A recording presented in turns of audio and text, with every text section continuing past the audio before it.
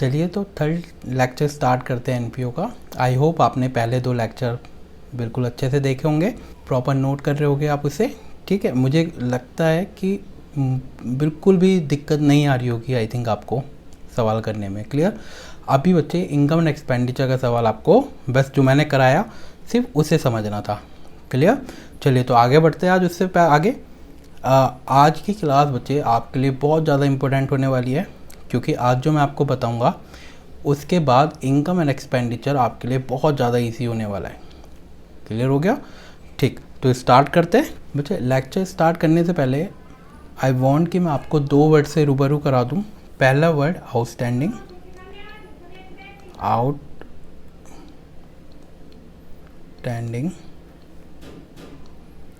Outstanding. इसका मतलब मैंने लास्ट लेक्चर में क्या बताया था आपको? बकाया।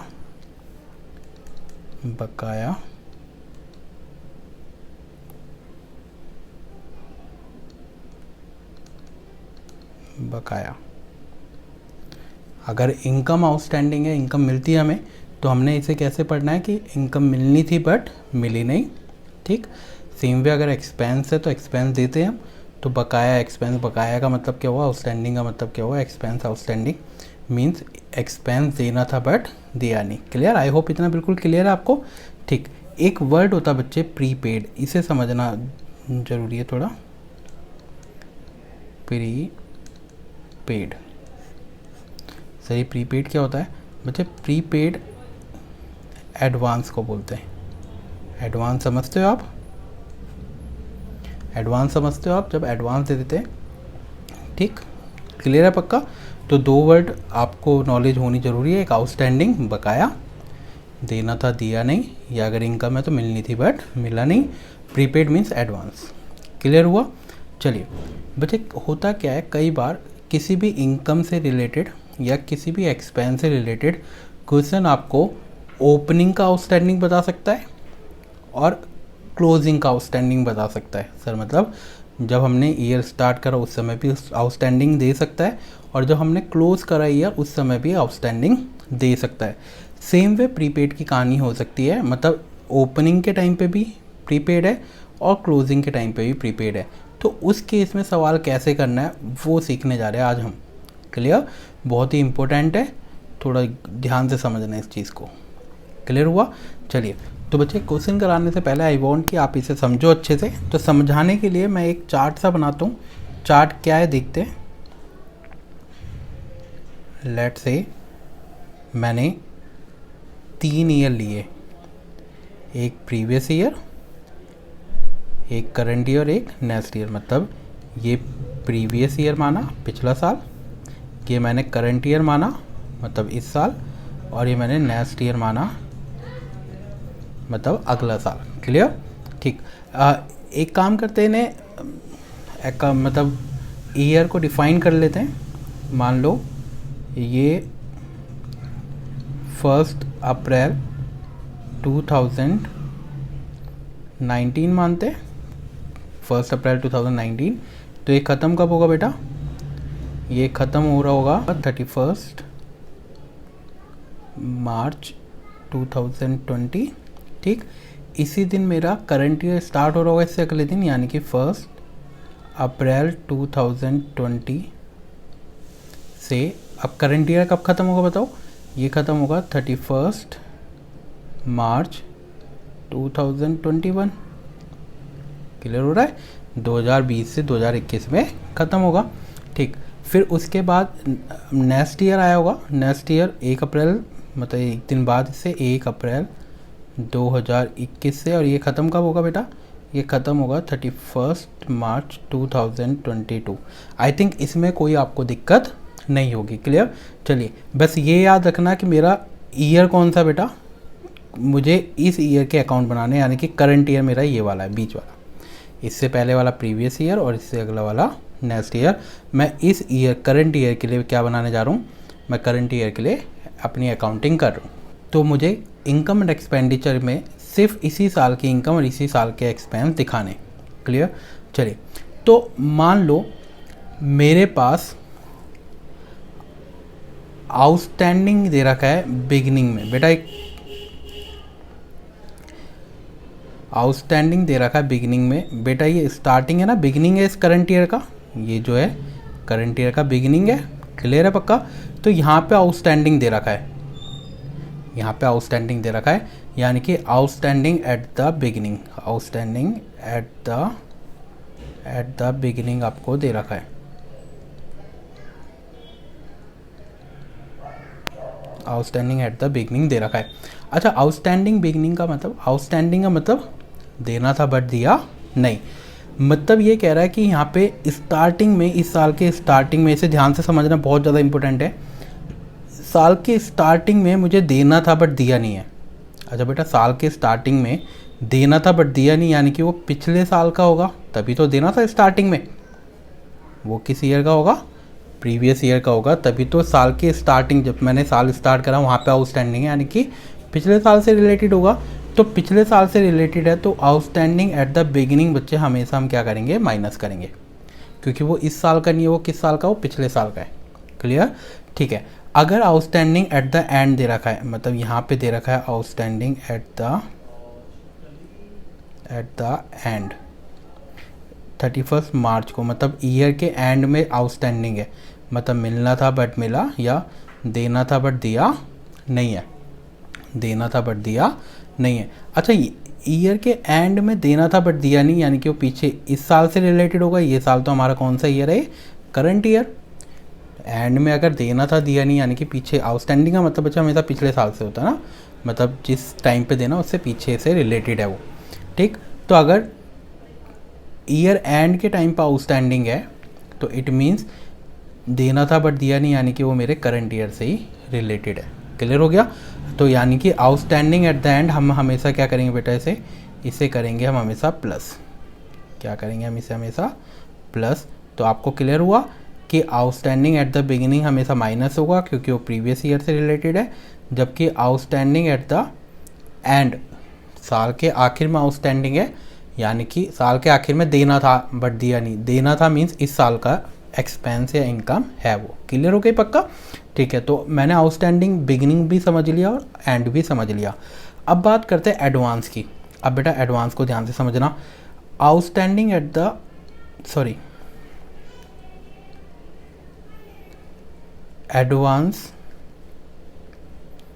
एडवांस एट द बिगिनिंग दे दिया, at the beginning. Sir advance at the beginning मतलब मैंने यहाँ पे साल के स्टार्टिंग में एडवांस दिया। अच्छा, एडवांस तो आने वाले टाइम के लिए होता है ना। अगर मैं साल के स्टार्टिंग में एडवांस दे रहा हूँ तो वो इस साल के लिए दे रहूँगा। साल के स्टार्टिंग में जो एडवांस दिया तो मेरा करंट ईयर से रिलेटेड है। क्लियर हुआ पक्का? तो उसे मैं क्या करूँगा बेटा? एडवांस एट द बिगिनिंग क्या होता है? हमेशा प्लस हो जाएगा, क्योंकि बिगिनिंग में एडवांस आगे आने वाले टाइम के जो कि करंट ईयर ही है मेरा, उसके लिए तो मैं उसे क्या कर लूँगा? प्लस कर लूँगा। क्लियर हो गया? बट अगर मैं बात करूँ एडवांस एट द एंड की, एडवांस एट द एंड की अगर मैं बात करूँ, एडवांस एट द एंड, यानी कि आपने एंड में एडवांस दे दिया। अच्छा, साल के एंड में अगर आप किसी को एडवांस दे रहे हो तो बेटा वो तो नेक्स्ट ईयर के लिए होगा ना, क्योंकि आप बिल्कुल एंड में दे रहे हो। सोचो, मान लो आप अपनी ट्यूशन फीस, सब्जेक्ट फीस जो दे रहे हो 31 मार्च 2000, मतलब बिल्कुल ईयर एंड में दे रहे हो, तो ऑब्वियसली बात है वो नेक्स्ट क्लास के लिए होगी आपकी। क्लियर हुआ पक्का? ठीक है, तो एडवांस एट द एंड है अगर, तो वो नेक्स्ट ईयर के लिए होता है, तो नेक्स्ट ईयर वाला तो हम लेते नहीं, तो इसे हम क्या कर देंगे? इसे हम कर देंगे माइनस। तो हमने एक और चीज़ सीखी कि एडवांस एट द बिगिनिंग हमेशा प्लस होगा, जबकि एडवांस एट द एंड हमेशा क्या होगा बेटा? माइनस होगा। क्लियर हो गया? तो ये 4 चीज़ें आपको पता होनी चाहिए। आई होप बिल्कुल क्लियर है, कोई भी डाउट नहीं है। इस चार्ट को ध्यान से समझना। अगर चार्ट को समझ गए तो आने, मतलब आप ये मान लो अपनी बुक के इस चैप्टर के 5 या 6 सवाल आप ईजिली कर लोगे, बड़े प्यार से कर लोगे, कोई दिक्कत नहीं अगर इस चार्ट को समझ गए। ठीक, चलिए तो एक बार रिविजन कर लेते हैं। आउटस्टैंडिंग एट द बिगिनिंग यानी कि बकाया है, बिगिनिंग के टाइम पे बकाया, यानी कि वो पिछले साल से रिलेटेड होंगे, तो पिछले साल का तो minus. Outstanding at the and मतलब एंड में देना था बट दिया नहीं, यानी कि वो पीछे, मतलब इस साल से रिलेटेड होगा, क्योंकि एंड में तो देना था ना, देना क्यों था, क्योंकि इस साल का था वो, तो outstanding at the and plus हो जाएगा क्योंकि इस साल का है। Same way advance at the beginning, advance आगे के लिए होता है, तो अगर आपने स्टार्टिंग में दिया है यानी कि इस साल के लिए दिया होगा करंट ईयर के लिए, तो उसे प्लस करोगे। एडवांस एट द एंड है बेटा, एडवांस एट द एंड, तो एडवांस तो आगे आने वाले, मतलब जब आप ईयर के एंड में दे रहे हो तो ऑब्वियसली बात है वो अगले साल के लिए होगा, नेक्स्ट ईयर के लिए, तो उसे माइनस कर दोगे। तो advance at the beginning plus और advance at the end minus कर दोगे। क्लियर, इसे बिल्कुल अच्छे से नोट करना। अब इसे मैं लिखवाए तो कि किस तरीके से आपने करना है, ठीक है। चलिए तो रिकॉर्ड कर लेते थे। चलिए तो इसे प्रॉपर एक फॉर्मेट में लिख लेते हैं। मैं क्या जानना चाहता हूँ, देखो इनकम एंड एक्सपेंडिचर क्योंकि एक्रूअल बेसिस पे बनता है, तो सिर्फ इसी साल की इनकम चाहिए मुझे और इसी साल के एक्सपेंस चाहिए। तो अगर किसी भी इनकम में कुछ आउटस्टैंडिंग है, चाहे वो बिगिनिंग में, चाहे वो एंड में, साल के एंड में, या कोई एडवांस एट द बिगिनिंग है या एंड है, तो उसकी एडजस्टमेंट हमें करनी पड़ेगी ताकि मैं सिर्फ इस साल का निकाल पाऊँ। क्लियर हो गया, ठीक है। तो होगा क्या बच्चे, दोनों के लिए कॉमन है, चाहे इनकम हो चाहे एक्सपेंस, बिल्कुल सेम तरीका रहेगा। क्लियर, तो होगा क्या, मैं एक टेबल बना रहा हूँ, टेबल, ठीक, मैं लिखता हूँ table showing income, credit to income and expenditure account, ठीक है। मतलब वो इनकम जो इनकम एंड एक्सपेंडिचर अकाउंट में क्रेडिट होगी, इनकम क्रेडिट होती है। अगर किसी एक्सपेंस का डाटा है तो आप लिखोगे टेबल शोइंग एक्सपेंस, उस एक्सपेंस का पर्टिकुलर नाम, लाइक रेंट हो सकता है, सैलरी हो सकती है, कुछ भी हो सकता है। तो टेबल, मान लो रेंट है अगर, तो table showing rent debited to income and expenditure account, expense के लिए डेबिट और इनकम के लिए क्रेडिट। नाम जरूर देना, अगर एक्सपेंस है तो कौन सा एक्सपेंस और इनकम है तो कौन सी इनकम। तो सबसे पहले आपको दिया होगा कि इस साल आपने कितनी पेमेंट करी, अगर खर्चा है तो इस साल टोटल में कितनी पेमेंट करी, या इनकम है तो कितना रिसीव करा, ठीक है। तो मैं लिखूँगा income received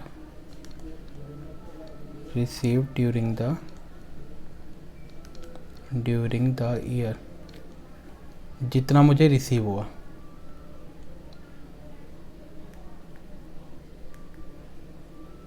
during the year, मुझे टोटल में इस साल कितना रिसीव्ड हुआ।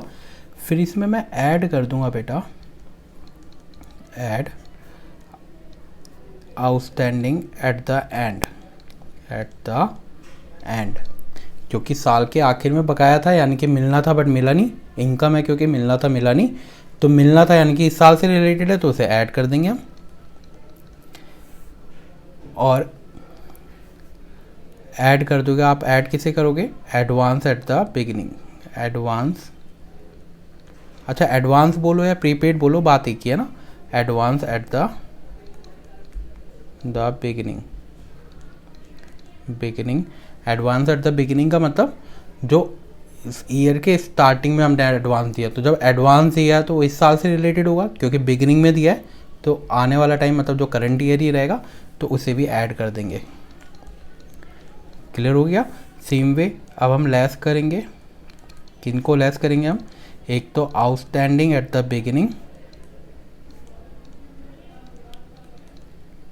Sir outstanding at the beginning बेटा बकाया थी स्टार्टिंग में, तो स्टार्टिंग में बकाया थी यानी कि पिछले साल से रिलेटेड है, तो उसे माइनस कर देंगे। माइनस करने का मैंने बताया आपको अकाउंट में ब्रैकेट में दिखाते हैं।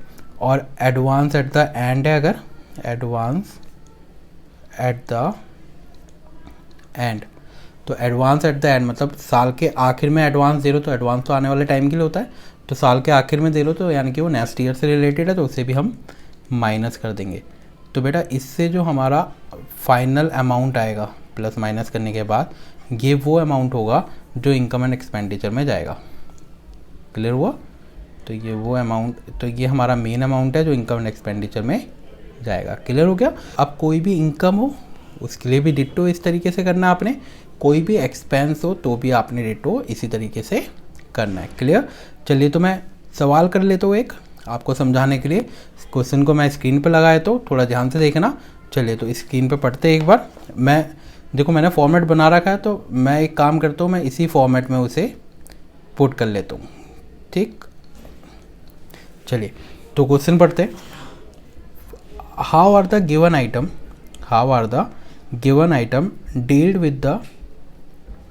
deal with while preparing final account of a club for the year ending 31st March 2018। कह रहा है 31 मार्च 2018 को समाप्त होने वाले, मतलब एंड होने वाले ईयर के लिए आप नीचे दिए गए आइटम को फाइनल अकाउंट, एक क्लब का फाइनल अकाउंट में कैसे डील करोगे।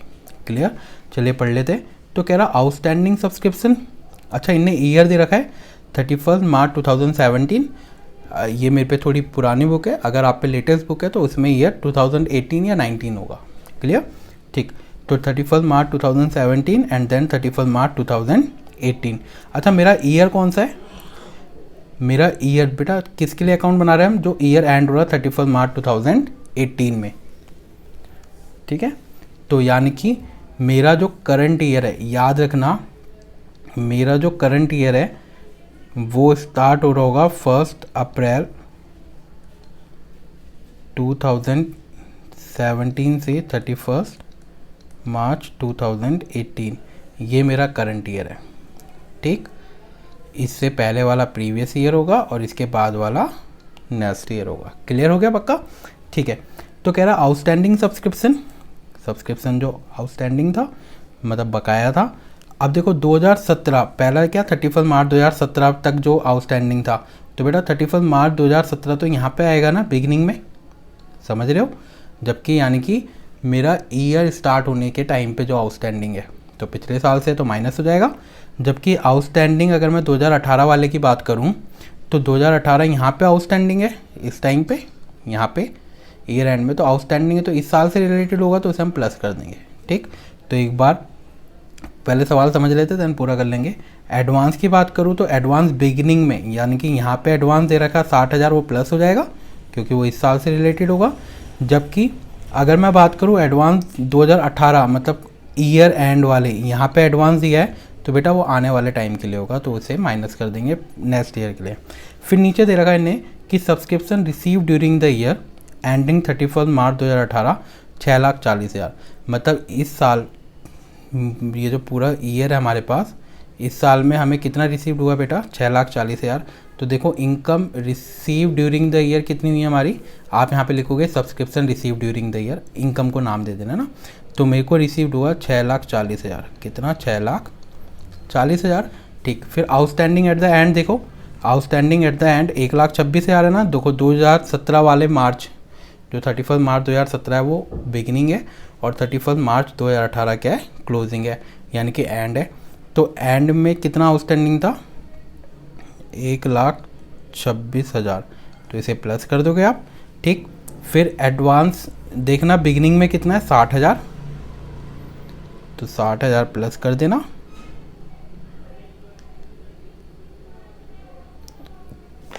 प्लस कर दोगे।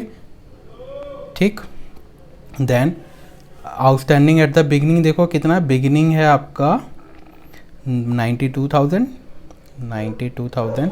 तो बिगिनिंग में कितना है 92,000। अब देखो advance at the and, advance हमने एंड में कितना दिया इसने एडवांस एंड में दिया 80,000 का, तो इसे भी माइनस कर दोगे क्योंकि नेक्स्ट ईयर से रिलेटेड होगा। तो बताओ फाइनल अमाउंट कितना आया हमारा, फाइनल अमाउंट आया हमारा 6,54,000। प्लस माइनस तो कर लोगे आई थिंक, तो बड़ा ही ईजी है। अच्छा कोई भी इनकम है उसके बारे में सारी चीज़ें दे रखी है, outstanding at the and, outstanding at the beginning, advance at the and, advance at the beginning, सबके लिए बच्चे बिल्कुल इसी तरीके से होगा। सेम वे कोई भी एक्सपेंडिचर है जिसके बारे में सारी चीज़ दे रखी है, expense outstanding at the beginning, expense outstanding at the and, expense prepaid या एडवांस बोले बात एक ही है, advance expense eight the beginning, advance expense eight the and. तो बच्चे करने का तरीका बिल्कुल ऐसे होगा, बस आपको याद रखना है, स्टार्टिंग में याद रखना है अगर इनकम है तो रिसीव लिखोगे कि income receive during the year, कि पूरे साल के दौरान कितनी रिसीव करी। ठीक, और अगर कोई एक्सपेंस है तो आप एक्सपेंस के लिए लिखोगे expense paid during the year, कि पूरे साल में कितना दिया। स्टार्टिंग आपने रिसीव्ड या पेड से करनी है, फिर बाकी ये सेम रहेगा। ठीक, चाहे एक्सपेंस हो चाहे इनकम हो, आउटस्टैंडिंग एट द एंड हमेशा प्लस होगी, एडवांस एट द बिगिनिंग हमेशा प्लस होगा, जबकि चाहे इनकम हो चाहे एक्सपेंस हो, आउटस्टैंडिंग एट द बिगिनिंग हमेशा माइनस होगी और एडवांस एट द एंड हमेशा माइनस होगा। क्लियर? तो बड़ा इजी है। अगर आप अपनी बुक में इस क्वेश्चन को, इलिस्ट्रेशन को देखोगे तो बच्चे टी.एस. ग्रेवाल को फॉलो करा रहा हूँ मैं आपको। तो टी.एस. ग्रेवाल में मेरे पास ये इलिस्ट्रेशन नंबर 20 है, आपके पास 21, 22 के आसपास ही होगा, देख लेना। जब आपको ये क्वेश्चन मिल जाए बच्चे तो इसे दोबारा करना एक बार समझ के साथ। देन इसके बाद इससे नेक्स्ट जो इलिस्ट्रेशन है वो एक्सपेंस से रिलेटेड है। किससे रिलेटेड है वो? एक्सपेंस से रिलेटेड। आप उसे भी बिल्कुल कर सकते हो। क्लियर हुआ? तो आप उसे बिल्कुल कर लेना। ठीक है, तो आज के लिए इतनी रहने देते हैं। Okay, thank you so much, bye bye, take care.